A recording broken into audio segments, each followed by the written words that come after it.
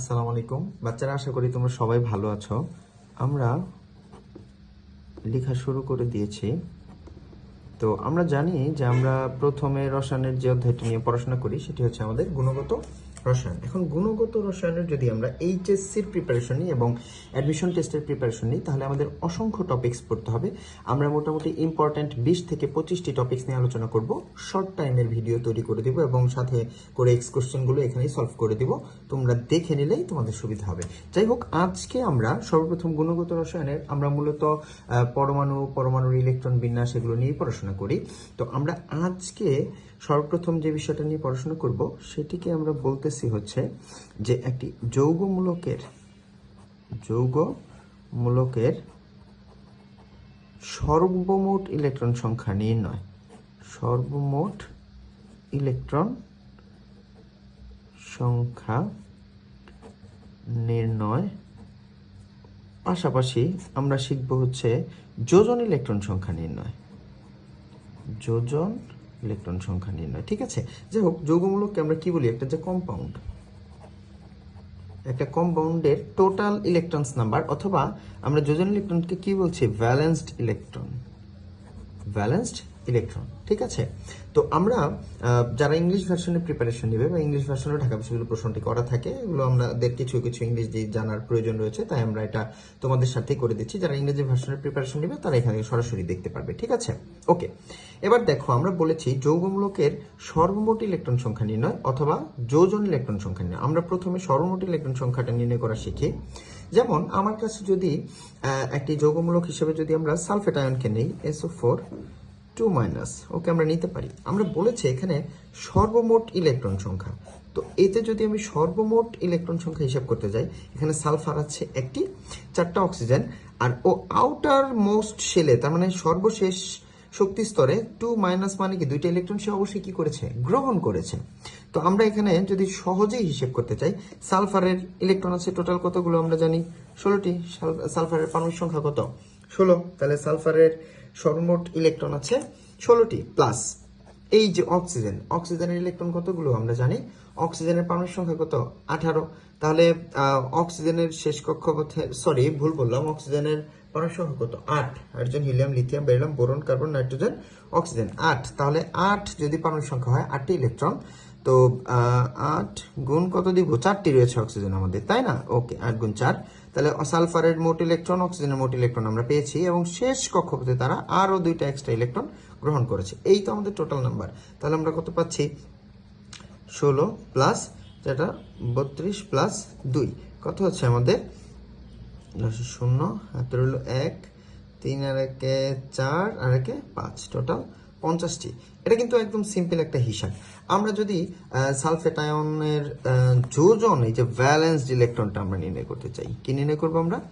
যোজন ইলেকট্রন। আচ্ছা, এইবার আমরা আসি। দেখো, আমরা সর্বমোট ইলেকট্রন সংখ্যা নির্ণয় করার সময় কিন্তু টোটাল নাম্বার অফ ইলেকট্রন সালফেটে যা ছিল তাই বের করেছি। কিন্তু যখনই আমাকে ওই কম্পাউন্ডের ভ্যালেন্সড ইলেকট্রন, যোজন ইলেকট্রন বের করতে বলবে, তখন কিন্তু আমার কি করতে হবে? যোজন ইলেকট্রন কাকে বলি আমরা? যে ইলেকট্রনগুলো দ্বারা একটা মৌলের যোজনী নির্ধারণ করা হয়, বা অন্য একটা মৌলের সাথে যে ইলেকট্রনগুলোর দ্বারা সে যুক্ত হইতে পারে বা কম্পাউন্ড গঠন করতে পারে। তাহলে যোজন বা ভ্যালেন্সড ইলেকট্রন বলতে আমরা বুঝতে পারতেছি যোজনের যে ইলেকট্রনগুলো বা শেষ কক্ষপথের ইলেকট্রনগুলো। তাহলে সালফারের শেষ কক্ষপথে ইলেকট্রন আছে কয়টা? আমরা জানি 6টা, প্লাস অক্সিজেনের শেষ কক্ষপথে ইলেকট্রন আছে কয়টা? 6টা।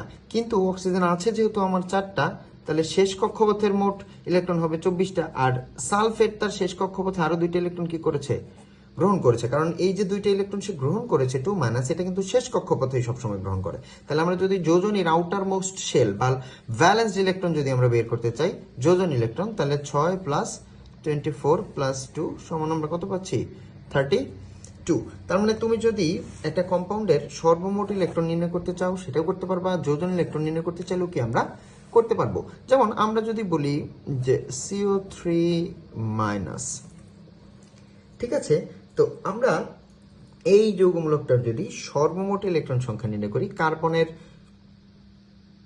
পারমাণবিক সংখ্যা আমরা কত জানি? 6। তাহলে ওর সর্বমোট ইলেকট্রন আছে কয়টি? 6টি, প্লাস অক্সিজেনের সর্বমোট ইলেকট্রন আছে কয়টি? 8টি। কিন্তু এখানে অক্সিজেন আছে কয়টা? 3টা। ওকে, প্লাস সে একটা ইলেকট্রন আরো গ্রহণ করেছে। তাহলে আমরা কত পাচ্ছি? 3 আর 24 আর 1 25 আর 6 31। আমরা যদি ওর যোজন ইলেকট্রন বের করতে চাই তাহলে আমরা কত পাচ্ছি, কার্বনের শেষ কক্ষপথে ইলেকট্রন কয়টা, 4টা, প্লাস অক্সিজেনের শেষ কক্ষপথে কয়টা, 6টা, গুণ আছে কয়টা, আমাদের অক্সিজেন আছে এখানে 3টা, প্লাস আরো একটা গ্রহণ করেছে, 18 আর 19 আর 4 23।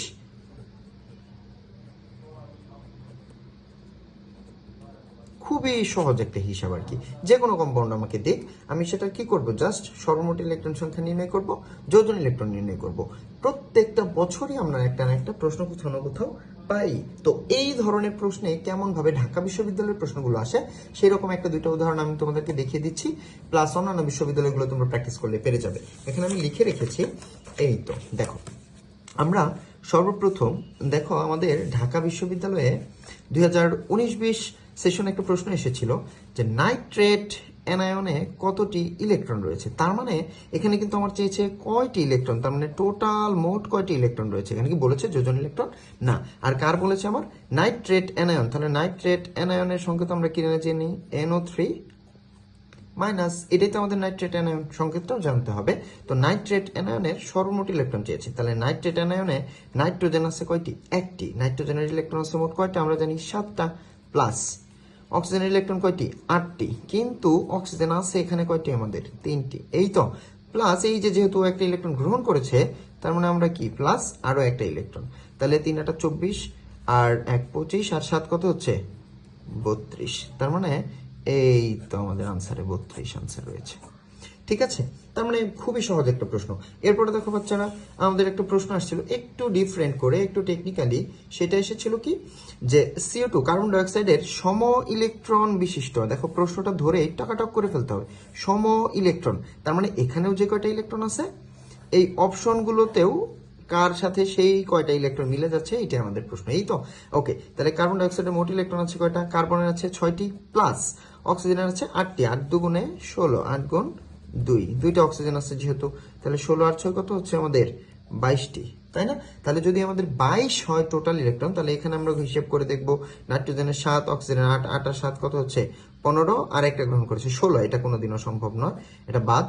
অক্সিজেনের 3 এটা 24 আর একটা 25 বাদ। ক্লোরিন অক্সাইড এটা দেখে মনে হচ্ছে নাইট্রোজেনের, এটা হবে, বোঝা যাচ্ছে 3 7 21 আর একটা গ্রহণ করেছে 22, 3টা নাইট্রোজেন আছে 7 গুণ 3, এই তো, প্লাস একটা গ্রহণ করেছে কত হচ্ছে 21 আর একে 22, তাহলে ক্লোরিনের 17 আর এটা অনেক বেশি হয়ে যাচ্ছে, অক্সিজেনের 8, এটাও বাদ হবে না। যাই হোক, এই যে 22টা মিলে গেছে, তাহলে আমাদের আনসার হবে কি, এই তো আমরা সঠিক উত্তরটি পেয়ে গেছি, তাই না? তার মানে আমার যদি সবসময় কয়টি ইলেকট্রন আছে এভাবেই প্রশ্ন আসবে এমন না, সময় মানে সময় ইলেকট্রন বিশিষ্ট আয়ন কোনটি সেটিও প্রশ্ন আসতে পারে।